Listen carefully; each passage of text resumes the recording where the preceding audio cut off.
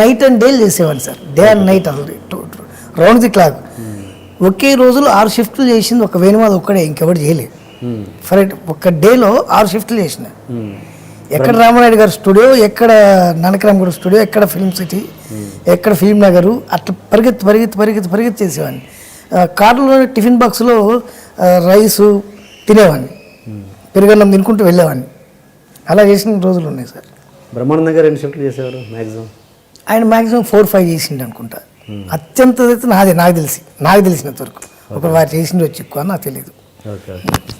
ఇప్పుడు ఈ గ్యాప్ టైంను మీరు ఎలా యూటిలైజ్ చేసుకున్నారు? ఎంత ఇట్లా అంటే నాకు పొలం ఉంది సార్. నేను పొలం దగ్గరికి వెళ్తా, పొలం చూసుకుంటా, పొలం దగ్గరికి వెళ్ళి వస్తుంటా. ఎక్కడ కరీంనగర్ జిల్లా జమ్మికుంట అని అక్కడ పొలం ఉంది. పొలం దగ్గరికి వెళ్తా, ఫ్రెండ్స్ తోటి కూర్చుంటా, పిల్లలతో ఉంటా, పిల్లలతో ఆడుకుంటా, బ్రహ్మాండంగా ఉంటుంది. ఈ ఇల్లు ఎందుకు ఖాళీ చేశారు మీరు? ఖాళీ మీన్స్ ఎందుకు ఉండట్లేదు ఇందులో?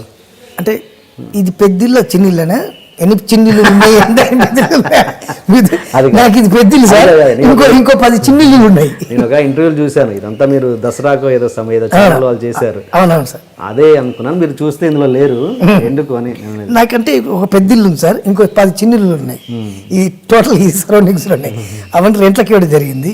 మొన్న రీసెంట్గా దీనికి కలరింగ్ కొద్దిగా ఏదో మాడ్యులేషన్ చేయడం కోసం ఖాళీ చేయడం జరిగింది.